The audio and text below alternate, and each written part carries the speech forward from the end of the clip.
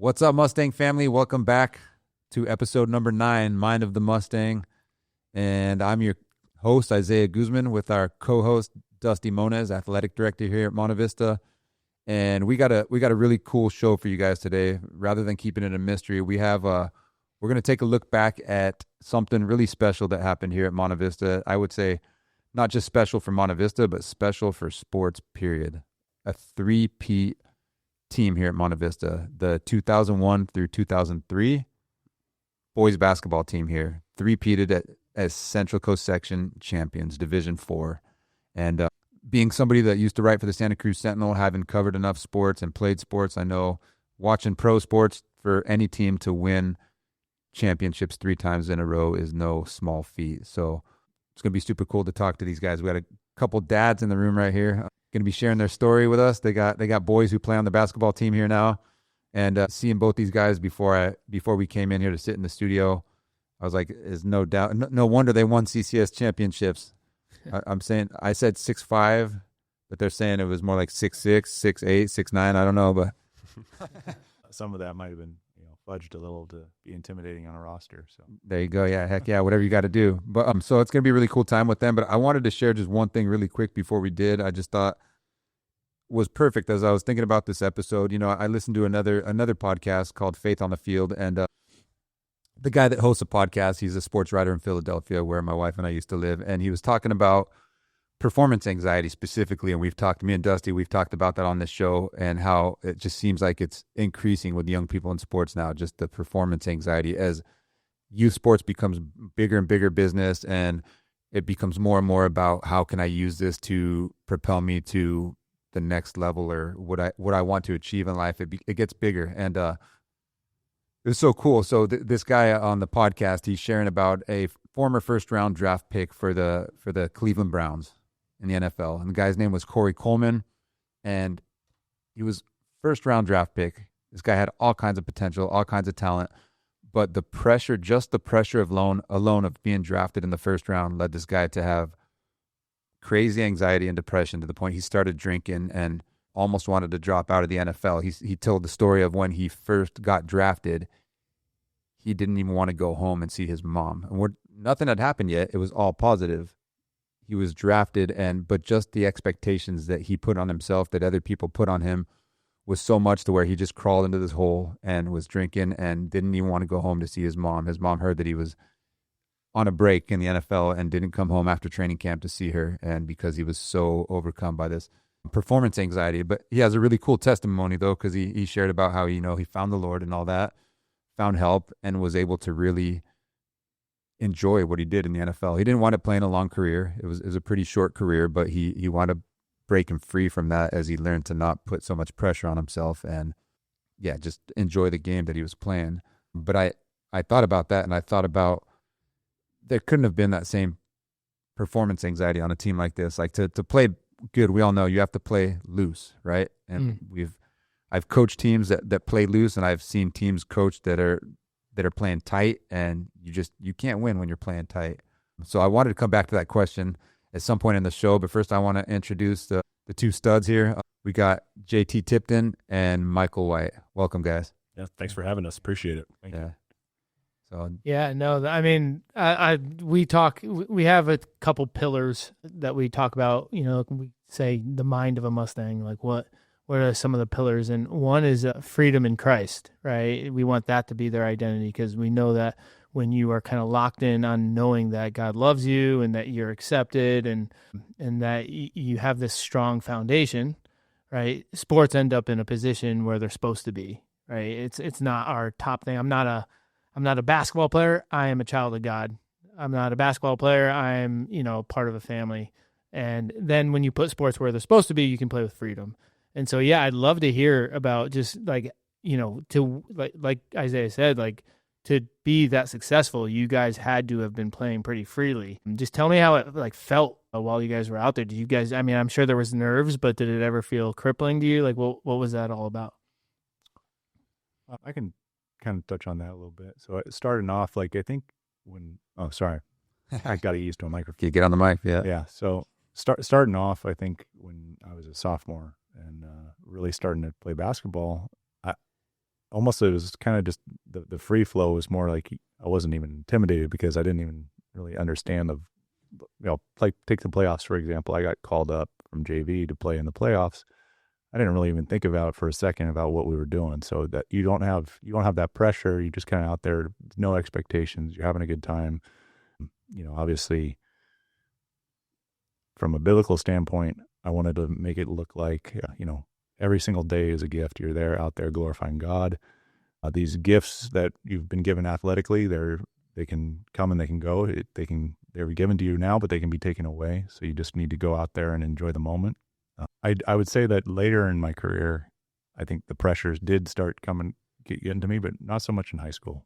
Yeah, I agree with that. I think for us too, we didn't really know what kind of journey we were going to get on starting my sophomore year and making varsity, and the program up to that point was decent, but nothing too special. So once we kind of started going on that ride and getting traction of winning, not only winning, but winning some big games against some of these schools, it kind of happened organically. The pressure wasn't there to start. So we never really had that. And in the high school level too, I mean, the story you're talking about, the NFL, which of course Michael and I never got to that level of competition. But at the college level, it definitely increased. It's definitely more intense, and you're dealing with coaches that bring a lot more intensity, and you're juggling a lot more things as a student athlete at that level. But for us as high school, we were young, didn't really know what we were getting ourselves into, and it just, the bond just started forming, and we started flowing, and then just the confidence started going, especially after that first run and winning CCS that first year. Going into our junior year, it kind of turned into a confidence, not a cocky confidence, but we were rolling by then, and the bond started. We wanted what was best for each other, which I think was very special. You don't see that with a lot of teams at a lot of different levels, and it was a fun time for sure. I think we also benefited from, at least from our JT and I sophomore year, and also our senior year. We kind of rose above expectations of what people thought. Our junior year, people had already known about us. So I think for that, we were the number 1 seed in NorCal. And unfortunately, we didn't make it to the NorCal finals that year. So I think that one, as far as like the pressure that one might have been, at the very end of that last game, probably got to us a little bit. And you guys lost by just 2 points, right? Yeah, it was a close game. I think we played it. We actually technically, it was given to us as a home game at Cabrillo. And it was, I think, against Wheatland, I want to say. That was a good game, a hard-fought game. The game was so sold out that they had to move it from Monobus to Cabrillo. And so that's why it was actually considered a home game for us still. But our sophomore and senior years, no one ever expected us to win CCS outright, I don't think, on each of those years necessarily. But come our junior year, everybody knew who we were, and we had a really, really strong squad. Yeah, that junior year hurt because we won CCS, we beat Valley Christian, and then both teams automatically advanced to NorCal. And we lose to Wheatland, which we shouldn't have lost that game, and Valley Christian actually won NorCal and went to state. Correct. And that out of the 3 years, it was our junior year that we should have went to state. So it didn't happen. Yeah, I would say that was of all the success we had. I guess that is the one thing that kind of is like, man, that would have been great to get to experience with those guys. That was a really great team. Yeah, I mean, you guys talked a little bit already about the bond that you had, and I think it's like, to be great, you have to have that among a group of your teammates. 100%. And I think, I don't know if athletes entering into a season, we're about to start our spring season here, and so all you Mustangs who are listening, listen to this. But I don't know if athletes actually think about that going into a season. I think they think about, whether they're going to get playing time, what team they're going to be on, that kind of stuff. But I don't think they actually kind of enter the season going like, if we're best friends, we will be way better in our time here. So yeah, I think it's so different now too. Social media is a big part of, I would say, the disaster of not just sports, but our society. But we don't have to get too far into that. But I think when we were playing, we weren't stat chasers. We wanted to win. I mean, that was our main goal, and that's the time and effort that we put in. And it didn't matter if I was scoring 30 or if Mike was scoring 30, Rudy. We did it on different nights, but we played in a way where all we cared about was winning, and we cared for each other. And you don't see that a lot with a lot of teams, and you do with a lot of teams as well. But I think that is a big part for the recipe for success, like you talked about in the beginning, is forming that brotherhood, forming that bond, and it just elevates you. It elevates the team, and even at our skill level, I think we were even that much better because we wanted what was best for each other. Yeah. As far as JT touched on it real quick there, but as far as like social media stuff, like I'm so grateful I did not have any of that in high school. I think the worst thing we had going for us is maybe like a couple of chat rooms that were like, MySpace, people talking trash. Well, just like, yeah, exactly. Even before MySpace, but just like some like online chat rooms that people would talk trash about, like, oh, this team's garbage or this player's garbage, stuff like that. But between, all these kids having social media these days, just any parents or kids out there don't have them on social media when it comes to sports, because that's all the noise in the outside world. You don't need that as a distraction. Just focus on yourself and your own growth. 100%. I'm reading a book right now written by Nick Foles, who was a backup quarterback who won the Super Bowl with the Eagles. And he's talking about specifically, he came in, Carson Wentz was a starting quarterback. He got hurt. Nick Foles has to step in at the beginning of the playoffs, and the entire Philly fan base and media is just ripping on, like, what's this guy going to do? Our season's basically over. And he said he had to completely tune out in this era when it's pretty hard to do that. Told his wife, told his parents, told his family, I don't want to hear anything about what's on social media. I don't want to hear anything about what you're reading or listening to. And he completely shut that sector off, so he could just focus on what he had to do and to hear truth, to hear what his wife said to him, to hear what the people inside the organization thought of him and his abilities, to hear what the Lord told him of his abilities. And I mean, he wanted to become a Super Bowl champ, but yeah, that outside noise, that negativity can be, man, it can cripple kids now, right? Absolutely. We all want to be accepted. We all want to hear good things, and right. Yeah. It can be the opposite too, right? Too much praise. And I think more so, because, I think it can happen, but I think it's more rare to have, social media, everyone's ripping on an athlete in high school. But it's really, really common, I think, that there's just a lot of self-promotion and like everything has to be celebrated. There's a mentality that everything has to be celebrated, which can be good, but it can also kind of make it even. I think it comes back to that identity question, right? So I think athletes often, part of the issue is they're just inundated with success, right? It's like almost like too much success, and when that failure does come, now it's crippling because it's actually touching on what they believe themselves to be, like who they are, instead of it being like, hey, our highs aren't that high and our lows aren't that low, because we're grounded in what it means to be an athlete at Monte Vista. So Yep, no doubt, I agree. So let's I thought it'd be cool, let's start at the end here, and then we'll back it up and start at the beginning. But why don't you, because not everybody knows you guys, why don't you go ahead and share your names again and tell people what you're doing now, what you're up to now. We talked a little bit before the show, but you guys are creatures of habit, it sounds like, and clearly you got boys on the team now in the basketball program. And give us their names, their age, their size, their height, their weight, their stats. You better know their stats. One embarrassing fact. Yeah. No, and then we got 2 girls in the soccer program too. Oh yeah, girls too. Yeah. So just fire away, whoever wants to go first. Start. All right. Yeah. JT. Yeah, JT Tipton. So I went to Monte Vista Christian 6th grade all the way through senior year, which Mike and I graduated in 2003. We talked about that.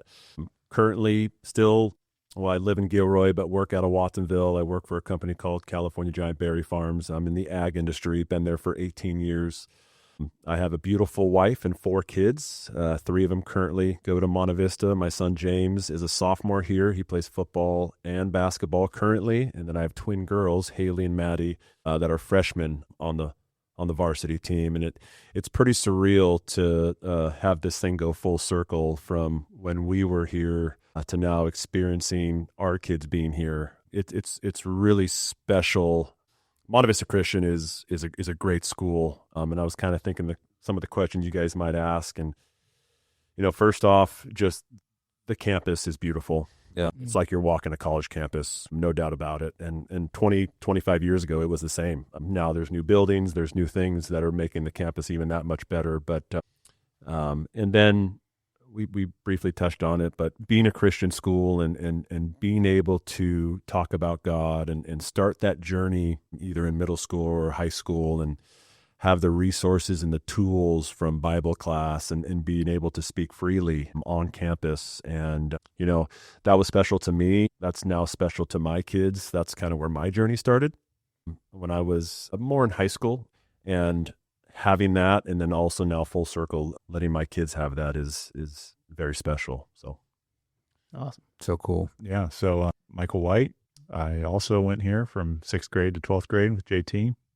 Spent that entire time. I really enjoyed the school. Obviously, it built a lot of memories for me. After graduating in 2003, went on to University Pacific. Met my wife there. Got married right after college. Went to law enforcement, and I've been there ever since. I currently have 4 boys. 2 of them are current here, sophomore and freshman. Freshman is Gabriel White, and sophomore is Luke White. They're both on the basketball team. And then my 2 younger ones are 12 and 9. So future Mustangs there too. Awesome. I've helped out coaching pretty much since I graduated from college. I helped out right here in 2007 during that period, and then I helped out again when Coach Miles came back for a stint from like 2013 2014 era. I came back again. I've started helping out the last few years, so I've been here ever since. So just helping out in any kind of capacity, helping out coach. Cool. So backing it up now. So Steve Miles was the coach back then, and he's definitely known at Monte Vista. Anybody who went here back in the day or who was a part of this place definitely knows who he was. I knew who he was. I knew of him before I knew him, the name for sure. So he was definitely a coach with a lot of success. But I wanted you guys to tell us a story. So just as much as you can, just kind of what that whole dynamic was like on that team, the start of it from 2001, like when you first realized that you had something special, if it was the first day you showed up or it was like midway through the first season, just that whole thing, as that thing built, into a three-peat. I've got kind of a story, so Go for it. Maybe I'll start it off. Go for it. So it actually starts before that. So Coach Miles was, for people who don't know, he's was one of the coaches. I think he was the head coach for Aptos when they went to state back in the day, I think early 90s. I don't know the exact year. I might have to look that one up. But so that was what his background was. He was coaching that team. He was a teacher here. I think he was teaching history. And he actually ended up coaching JT, Rudy, myself in middle school. He was the middle school basketball coach here. So he kind of got a little peek into what the future might hold, I think, when he started coaching us in middle school. And, we're young guys at that time. But you start seeing kind of some of the pieces fall in place. JT mentioned it earlier, kind of about how organically it kind of happened with this core group of guys. And, any coach, I can tell you right now, if you start seeing some guys with a lot of buy-in at that middle school level, you start saying, hey, these guys maybe grow a little bit taller, start developing some skills and stuff like that. This might be a good basketball squad. So I think he kind of got the insider information when he was coaching us in middle school, kind of seeing the writing on the wall that if these guys all develop, which thankfully we all did, this might be a pretty good squad. So he ended up, I think, taking over our sophomore year. That's when he came and took over the program. I can't remember who the coach was our freshman year, the head of the program. Bobo was our coach freshman year. Bobo was our freshman coach, but I don't think he was the head of the program. So Willie Bobo was our freshman coach. We had a fun freshman squad. That was a good team. Shout out to Willie Bobo. Probably the best shape of my life. It's at this day. A lot of running up and doing Bobos. Is that what they're called? Bobos? That's what they're called. Bobos. Anybody who's ever played for Coach Bobo knows what a Bobo is. But then when Miles came back, and I think they offered him the head basketball coach spot that sophomore year. I think he knew exactly what, if all the pieces came together, what he could have. So yeah, and I'll add to that. I think my sophomore year, again, playing on varsity, starting to get some big wins. I think the moment for us was the following that we started to get, both at the student level, which we can kind of get into. We have some fun stories there. And then Nice. just the community. It almost felt like overnight we were playing games to, decent crowd, to every game then was shoulder to shoulder, both sides of the gym, line out the door. It didn't matter if we were playing a team we were supposed to beat by 30 or a team that it was supposed to be a close game. That's for me when it was like, oh, wow, we've created something special here with the following. And I think that was the end of my sophomore year with our first run, going through playoffs, and then going into that junior year from day one. The following we got was pretty awesome. So you guys were money makers for the school. It sounds like you were. Yeah, So there you go. they should have given you tuition discount to the kids, and you're like, hey, we packed this place out 3 years ago. NIL. Hey, can you guys, Dusty, can you work on that? Yeah, you got it. thank you. I'll look into it. No, that's cool. It's just I think it's so cool that what you guys did, and I even looking back, you guys beat Valley Christian the first 2 times, which is, for people who know, Valley Christian is a powerhouse, right? Like their facilities. I don't know if you've ever been over there, Dusty, but it's crazy. I remember covering a football game for the San Jose Mercury, and their press box, they had live radio. They had like KMBR 680 there, and they had a replay with multiple angles on the jumbo screen. And like, I don't know if were they a powerhouse like that back then already, or were they kind of like the Goliath and you guys were the David? Yeah, they were very well known, and they were the number 1 seed, I think, that year, that sophomore year that JT was talking about, when we starting getting some crowds going and starting to get a pretty good following. Everything started clicking. They were a good squad. That was an exciting part. JT mentioned the crowd. We shout out to the 6th man. Yeah. And that's what they're cool. They literally had to bring that back. We got to talk about bringing that out. Yeah, They literally had it in, JT's cousins here, the Manfreys, are the ones that really honestly started that, and it got the ball rolling for just getting the crowd into it. And it was wild.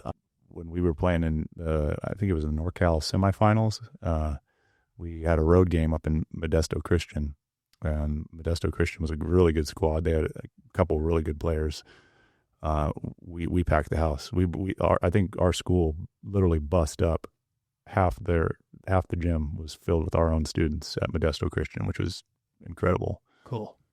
Yeah, the best story I like with our fan base was, I think we played, was it Christian Brothers out of Sacramento?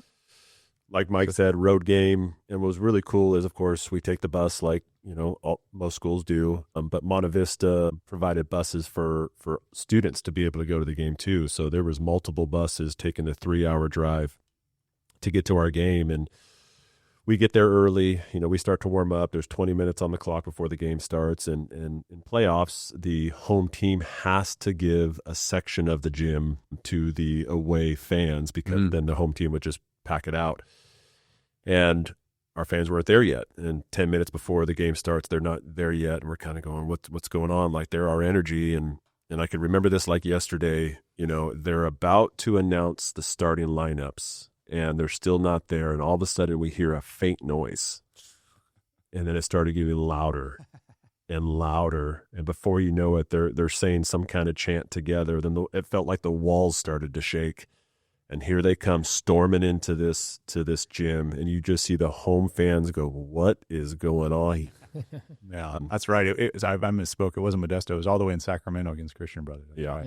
And it just, that energy that it brought to start the game, that was a cool moment for sure. Amazing. The other team kind of looked at you guys like, oh, shoot, like what is going on here, for sure. Were you guys the favorite in that game, though? Or you guys? I don't think we were. No. Wow. Oh yeah, that was we were definitely low ranked going into that. They didn't expect us to win CCS that year, and so I think that when it came to NorCal's, I think they ranked us pretty low. I love it. So you win 2 times. You beat Valley Christian back to back, and then third time was Oceana. Is that how you say it? Oceana, right? You beat them, but one of those times you beat Valley Christian, I saw, was by more than 20 points in the CCS final, which is no small feat. We brought it. Yeah. It looks like you're trying not to laugh right now, but yeah, that was our junior year. That was the team. That was a good squad. That was like the sweet spot. They're all There was every year is a little bit different with different people on the team and everything like that. That was a scary lineup. I think every single person in that starting 5, and that didn't trust me. We were deep, like 12 guys on that team could play, but every single person on that starting lineup could dunk. Which is, you think about a high school team, Yeah. Every single, our point guard, 6 foot, was Blake, Sean Simmons, Rudy, JT, myself. Literally, when you're in warm-ups and all 5 of you can dunk, that's pretty intimidating. And that definitely brings the fans too. Yeah. I mean, I've always seen a difference in basketball teams when there's dunks happening. People start showing up. Yeah. Well, that's when I say when the stars aligned. I mean, Monte Vista is a smaller school at that time, 400 or 500 kids. So to be able to have a 6'9" center, 6'7" power forward, 6'4" small forward, 6'2" shooting guard. Those are pretty rare in high school, at least in our area, Santa Cruz and Monterey County. So not only did we like each other and we wanted what was best for each other, the 15 players, the stars just aligned to have a good starting group, a good role players. It aligned for sure. That was probably the most unselfish basketball, few years I've ever experienced in my life. Just with truly top to bottom, nobody cared about who scored. It just mattered about putting up the most points on the board. Right. And then you guys both went on to play in college, right? Yeah. We did. Yeah. Mike, he went to UOP. I went to Sonoma State, played for 4 years. And that level of going from high school to college, I think, definitely brought on more. I mean, I never dealt with anxiety. I know a lot of people do, but I can definitely see why student athletes at that level, and especially at the higher level, go through that. Just, I was thinking about this the other day. I mean, that's your freshman year, not even being a student athlete, being just a freshman. That's your first year of independence, right? You don't have mom and dad waking you up in the morning. You don't have them making sure you're getting stuff done. I mean, it's pretty much you just sink or swim. And then add being an athlete of just waking up at 5 a.m. for conditioning and then going to class and then practice and film and games and your social life, and you're trying to juggle the academics. I mean, you become a man pretty quick. But what I really enjoyed about that experience is, for me personally, it kind of shaped me to, you have responsibility, accountability, being a teammate, and that bond and the brotherhood, the adversity you go through and the ups and downs of just trying to figure out life. I think it really helped me to take it to the next step of my life of the working world, and then getting married and that kind of thing. It shapes you really fast. For some people, it's hard, but overall, I think it's a great thing. Yeah, no, college basketball was a blast. JT and I both were on this. Not only were we teammates here at Monte Vista, but we were also teammates in the same travel ball program. We were part of West Valley Basketball Club with Coach Bobby Bramlett. So that was a fun experience. JT and I toured, when we were juniors and seniors in high school. We were going across the whole country, going to camps, going traveling ball, getting exposure from college coaches and stuff like that. So it's a great experience. Time of that, I look back on it real fondly. But you got to grow up fast. It's true. Once you realize you're not under mom and dad's roof anymore, it's on you. You sink or swim on your own. There's something special too. I mean, I played college sports as well, and there's something special about that, and there's also something really special about high school. I always tell the kids that I coach, I've always been like, just realize these next 4 years are the years that you will probably have your most fondest memories playing the game, because when you do go to college, it is that, right? It's a job. It's a little bit more like a job. Yep. Even more so now, I would say. Right. Yeah. The pressure's on. Yeah. If you don't perform, it's just done. There's no room for that kind of thing, and there's a lot more grace, I think, in high school, and the bonds of high school, like the whole thing is just so special. And I hope our athletes always kind of keep that in their minds and in their sights, and not lose sight of that. Yeah, no, I agree 100%. I mean, I love college too. I had a blast, but I think about high school just as much as I do college, even to this day. And it's like, I think about it all the time. Anyways. Yeah, no, the college is a whole new ballgame, and I think a lot of high school players need to realize that it is how much of a business it is. Mm-hmm. It's not like it. High school, obviously, you get coaches that are competitive, you get coaches that want to win. Obviously, coaches that I don't want to say their job depends on winning and losing, but on the college level, those college coaches, they that's their business. If you don't perform, if you don't get wins, they're out of a job. Yeah. So that's how they're going to treat you, and that's how they're going to expect you to perform. Yeah. And so there's a lot of that to it too. I'll plug our next podcast is with a guy named Garrett Lamborn. He is a baseball coach over at Wesleyan University.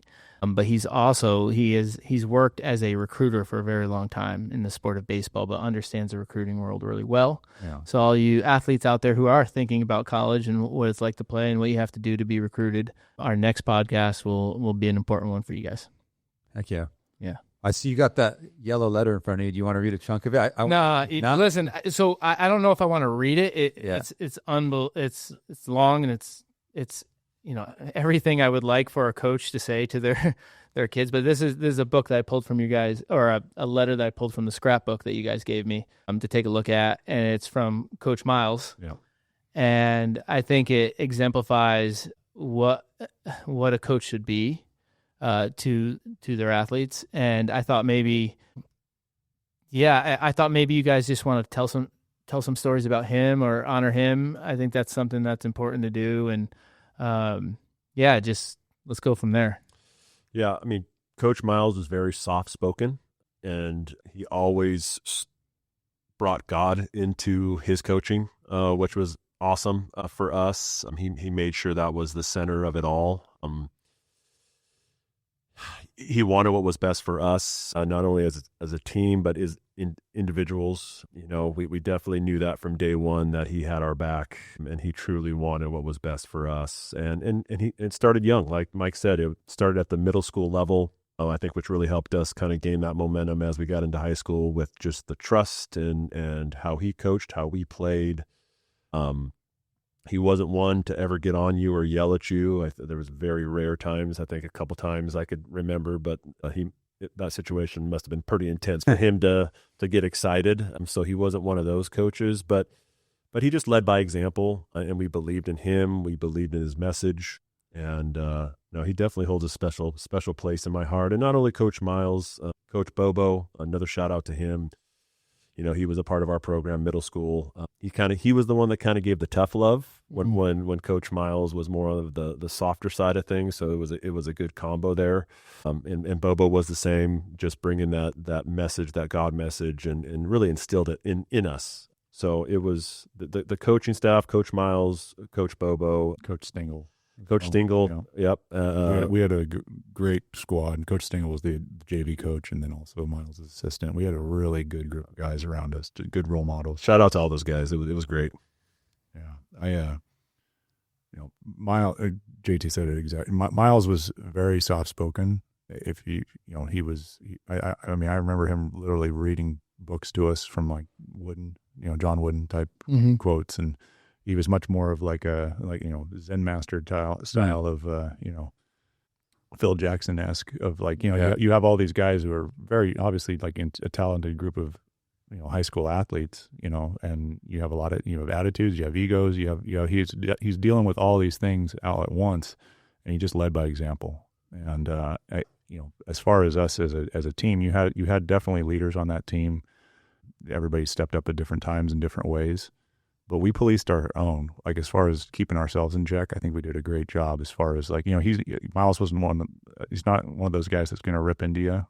And if you're messing up, but guess what? He's going to count on the leaders and the captains on that team to police your own. So if you get a lot of those egos, trust me, the leaders on that team are going to step up and do it for him. And so Miles didn't have to do that, which was great. Honestly, that's how some of the best teams are. And when you look to him, he's the X's and O's guy. But he doesn't have to worry about keeping some of those guys in line. And JT's right. You have the assistant staff. You have Stengel and Bobo. They're helping him out, giving some guidance, giving advice anytime they need it. Or maybe if we needed a little bit of an extra push, they were the ones to step up and do that. I love it. I mean, it's always more impactful when it's coming from teammates, right? Coaches could yell till they're blue in the face, but when it comes from the team, it always carries more weight. Actually, that is one more funny story. Speaking of Miles' soft spokenness. So usually, I don't know if you saw it in that binder I handed you, but Miles he never cursed, never. I can't think of one time that guy has ever said a curse word in front of all of us. But one time when he was giving an interview to the papers, I think he referred to us as the best damn basketball team in the state. It was like a scandal. I'm telling you, it was like literally a Monta Vista scandal that man, and they quoted him. And so that's one of my favorite articles I have in that thing. So that's funny. that was about the most emotion cursing I've ever seen out of him, And it was in a positive context. it was a too. positive It was context too for us. It wasn't ripping on anybody. He was backing us up. I love it. I love that generation. Yeah, he maybe got in trouble with his wife when he came home. Yeah. She read the paper or something, right? I'm sure maybe some of the Montevista, the administrators might have had a word with him saying that probably not a good quote to have in the newspaper, but we loved it. I love that. I love that. I love that purity, honestly, right? Like that's a rare thing these days, even in Christian schools. I mean, I covered games at Catholic schools where coaches are dropping F-bombs. I've been around other Christian coaches who maybe not dropping F-bombs, but it's definitely like there was like there could be a little refining there in the world. They've been there plenty of times.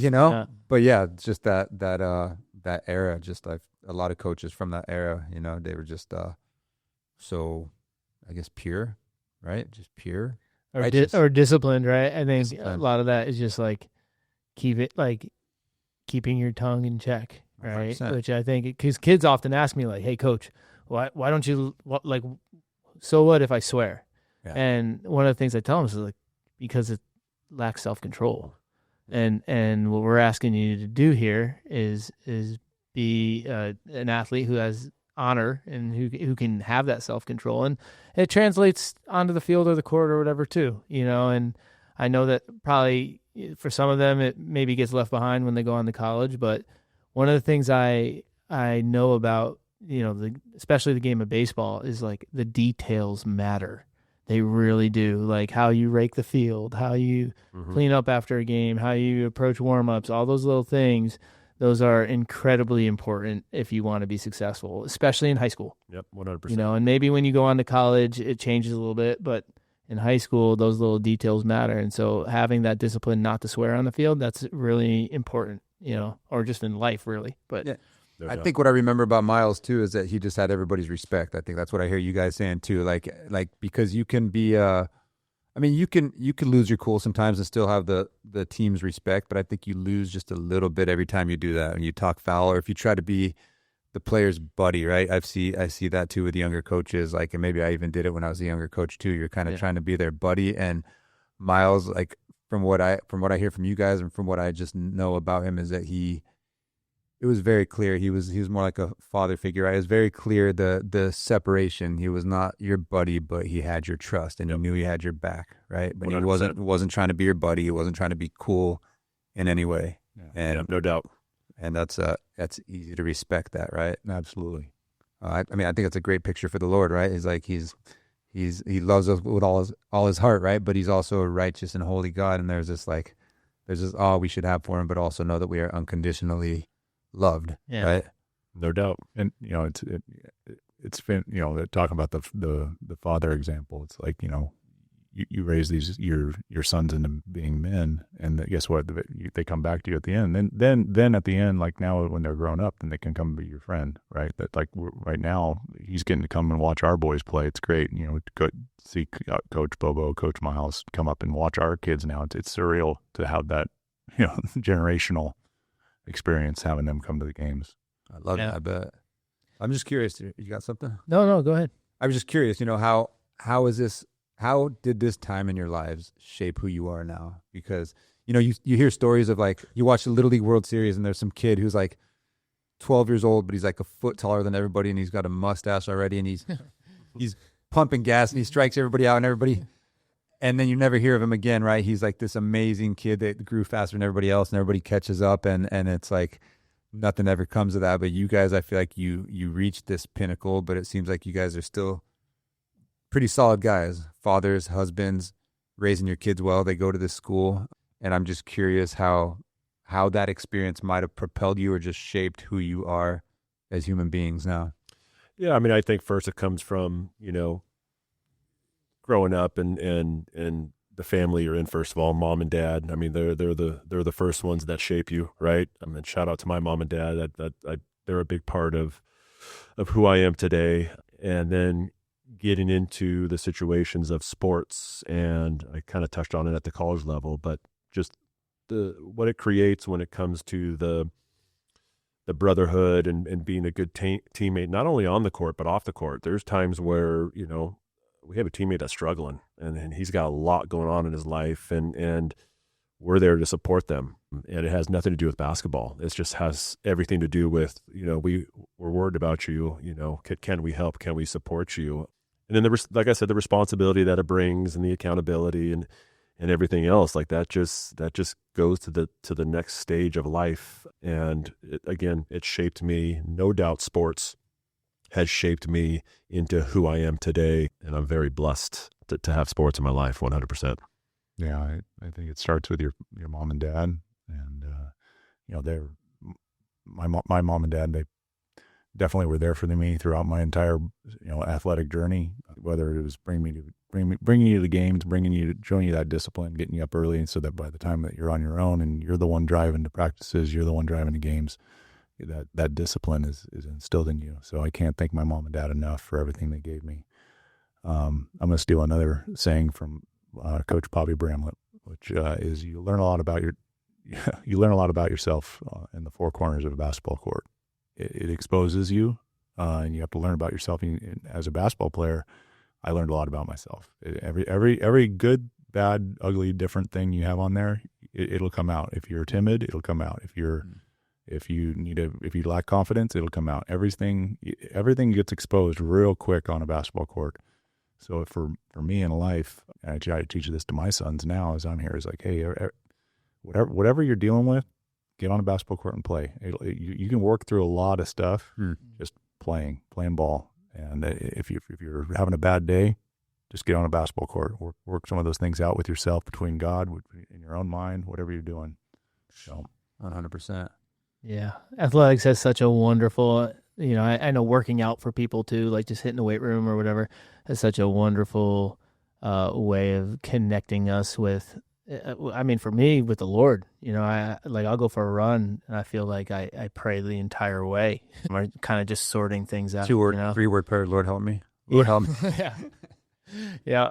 And that one a lot if I'm out of shape. But I've seen you on the track. I watch girls' soccer practices, and I see you running. Yeah, this guy's not. You're in good shape. He's not out of shape. Yeah. But I think that's a really powerful thing, and I hope our kids do that sometimes. It's just like, go sort it out, go shoot, put up some shots. Yeah, and it's good.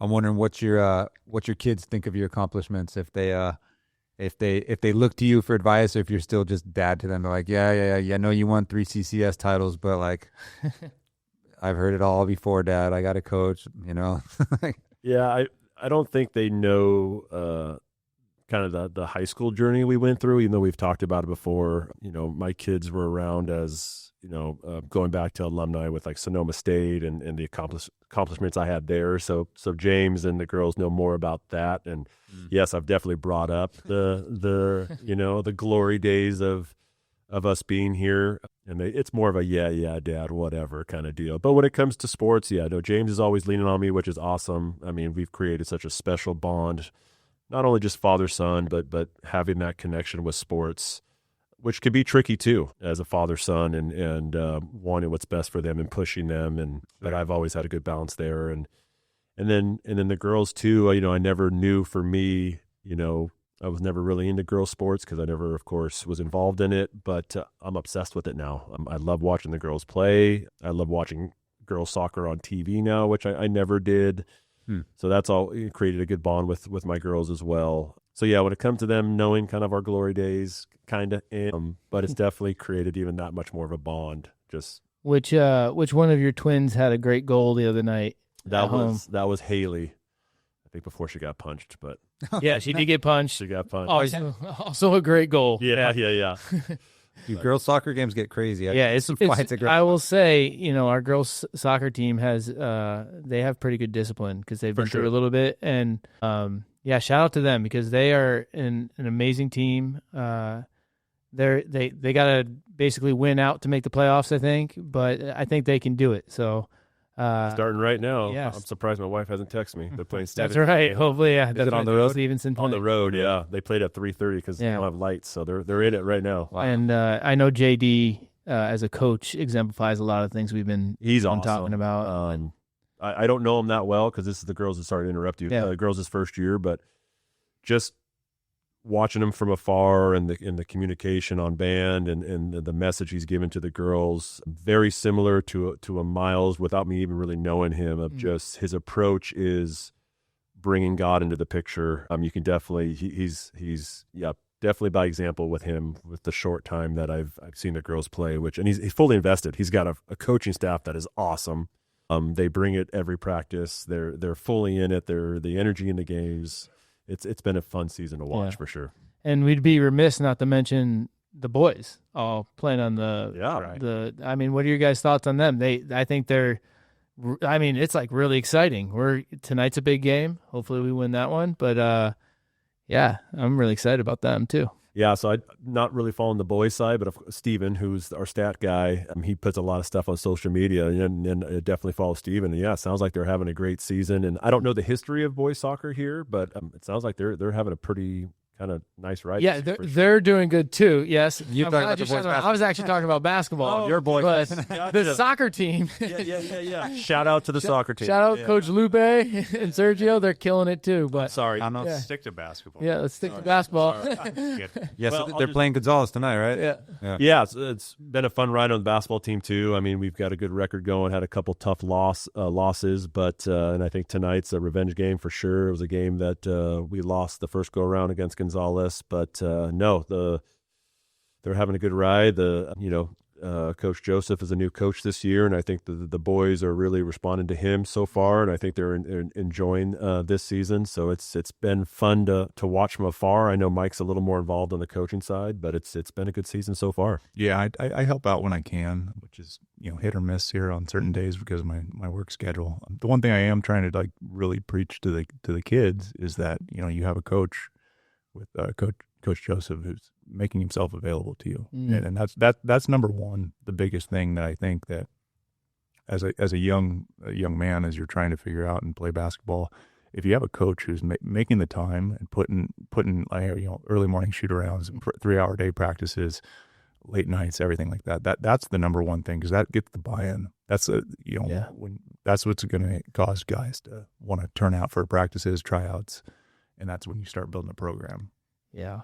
Coach Joe lives it. Buy-in. Yeah, he lives it. This is, I think, for him, a vocation more than just a job, and I know he's got big plans for the program, and he's not going to be satisfied until he gets 3 CCS champions back. But he's that kind of guy, though. He wants these kids to have the opportunity to be great, and that's. I told my son, I said, because of course, you bring up the 3P. I'm like, you know what? If we're gonna get beat by anybody, it better be you guys. You guys can get 3 or 4 in a row. I'll be happy. That's good. You guys can have the record. I don't want it. I can cheer you on from the stands. To kind of go back to kind of what you guys were asking earlier about, as we're now dads and coaches and totally trying to, it's a fine balance for me, because I don't want my sons to. They don't need to be me. They don't need to be like me. They got to go out in the world and be their own man. Yeah. And that's, I think, that the one thing I really want to try to teach them is if you love basketball, play it for yourself, because that's, you got to love the game, or you're going to get burnt out, or you're going to have a parent or a coach that just tries to form you to your will. If that's what they want, you got to do it for yourself, and you got to play the game how you want to play. Basketball is one of the great sports where there's so much individuality. You can play the game pretty much however you want, and your own style, your own style of play. No two players are exactly alike. You can borrow from other great players that play it on, and whoever you watch and whoever you want to emulate. But you got to love the game. That's my biggest thing. And as a dad now, I'm just, if my kids want to play, okay, I'll help you out. I don't want to push you. I don't want to make it something that you don't want, or just because dad played doesn't mean you got to play. Yeah, I've been coaching baseball for a long time, and my last experience, we had a couple. I think there's probably almost 10 kids on that team that'll be drafted someday. That I just got done coaching, and a couple of them, one of them in particular, I think goes next year in the first round. It's projected to do that. Was this in New York? This was in New York. Yeah. Wow. Yeah, and. Yeah, shout out Aiden Ruiz. I know a few of them have been listening to the podcast anyways, but he's he's a great kid, and all those kids. I mean, just wonderful role models too, and believers. Just real powerful, right? But one of the things that you see right away in the way he plays the game is that love. It's like there's almost like there's no room to be nervous or whatever when the lights get bright. It's just like he loves it so much, and that competitor comes out, and and that is the reason why he's always training, the reason why he can do the crazy travel schedule and all that stuff. It's because at the end of the day, it's just like pure love for the game. Right. So. Got to have it. Mm-hmm. Well, I heard you guys say a few times, it's surreal. It's surreal. You guys step back on this campus and you're walking on the same basketball court or the same field or past the same buildings where you went to school, and your kids are now here doing that. And that's special. I'm sure that's like, it's surreal to pass that on to your kids, but it's also a special thing for this community too, for the school to have generations like that coming through. So I think what you guys did was pretty amazing. It's, again, we talked before the show, it's not something that is done very often. And my Eagles proved that to me this year when they're out in the first round of the playoffs, for a team to win back-to-back, let alone 3 in a row. So, and, you said JT, you said that the stars aligned, but I truly believe that God can be in sports. I've said this before on the show, that for whatever his purpose is, not just winning, but using the winning and using a special time in people's life to do something that glorifies him and shapes you and shapes other people and touches the lives of everybody around it. I'm sure from the coaches to your classmates to the parents who were all a part of that. I'm sure that was a special time in your parents' lives too. They probably look back on it with such fondness, or else mom wouldn't have kept. Whose was it? The book.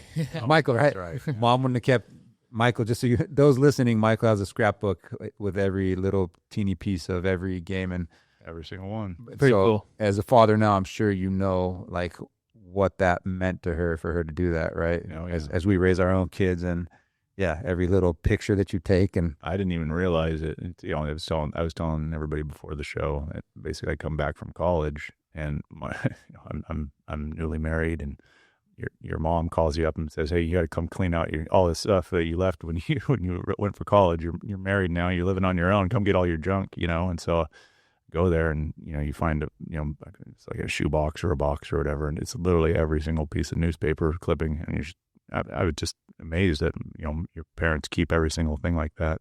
Everything's cut out perfectly, everything's kept. It's just pretty cool. Well, and it's true too. You made me think. I mean, there's still times to this day I'll be in the grocery store and I'll get a tap on the shoulder, and this person will say, "You're JT Tipton, right?" Those years were very exciting. This woman's in her 80s or 90s or whatever, and then we would have a 20-minute conversation just about that journey and the experience, and but just how they lit up, just like how fun it was for them. 100%. I mean, I'll say, cool.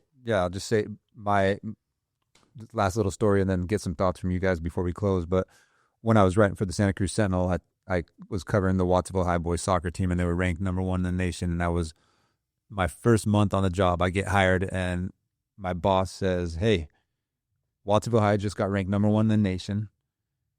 Your job is to stick to them like glue." Like, what other stories? Like, there is no other story. That is your story. That is your job. Wherever they go, you go. They go to the restaurant, you go to the restaurant. They're at practice, you go to practice. And Keep out of trouble. well, the crazy thing is, I was going to say, so they won back-to-back CCS championships, and I got so close with those guys that I was at the baptism of one of their kids. I was at one of their weddings.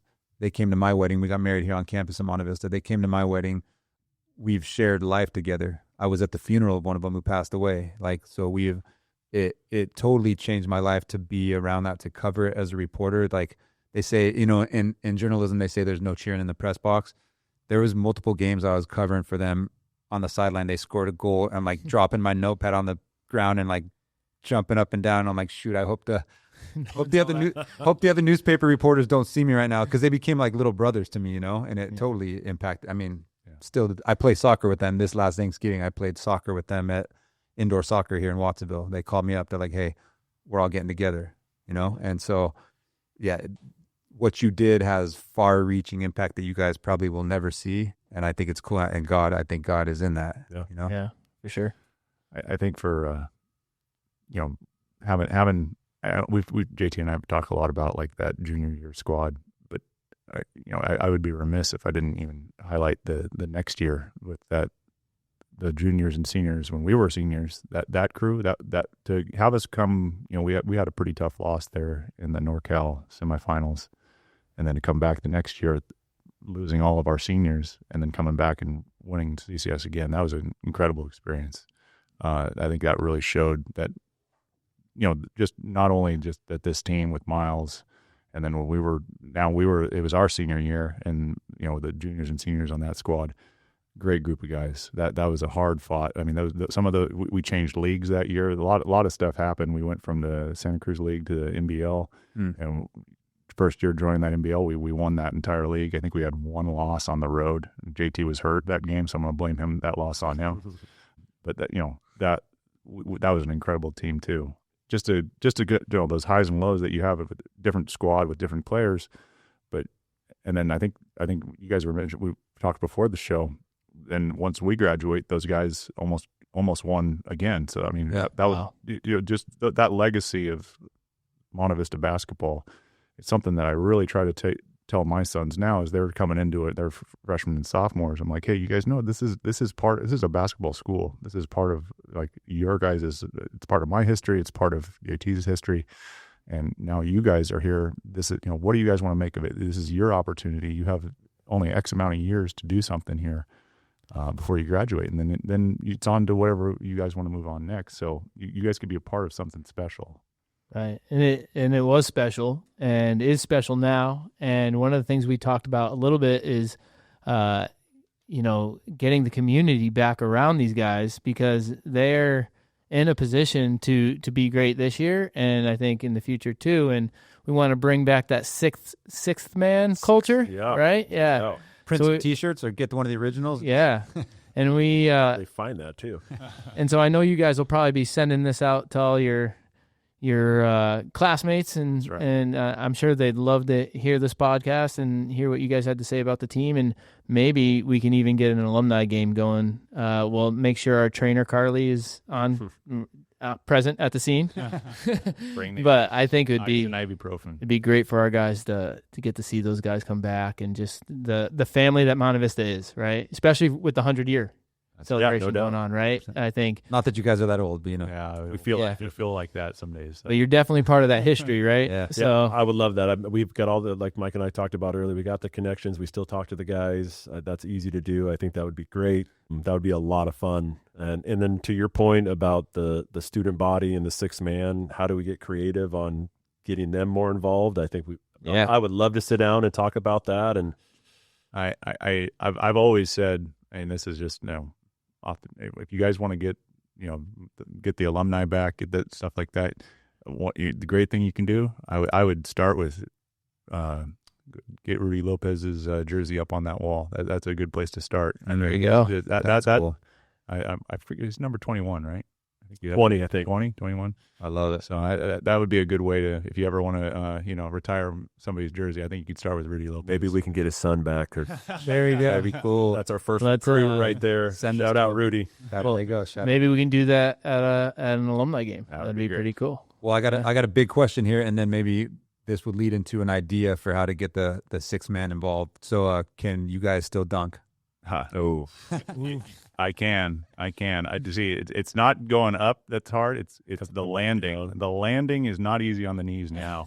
So I haven't tried in a long time. I want to say I can, but I don't know. Get some trampoline. I was thinking, if dunk contest, get the whole team dunk contest before a varsity game. That might get some buy-in going. You give me 45 minutes to warm up and a bunch of ice and training staff to come help me out. I can dunk. All right. I'd pay to see that. Yeah. Okay. Right on. Thank you guys for spending the time with us. It's been awesome. Appreciate it. Yeah. Dusty's got to actually get to the basketball game right now. You guys got some boys to watch against Gonzalez in a little bit, right? Yeah. Yeah. Right on. So I forgot to say at the start of the show, but check us out on Apple Podcasts, Spotify, or YouTube. You can listen to this show. And again, this is Isaiah Guzman with Dusty Monez. And we've had JT Tipton and Michael White here from the 2001-2003 Monte Vista three-peat boys basketball team, Central Coast Section champion boys basketball team. So thank you guys for hanging with us, and we'll catch you guys next time. Yeah, thanks for having us. Thank you. For sure.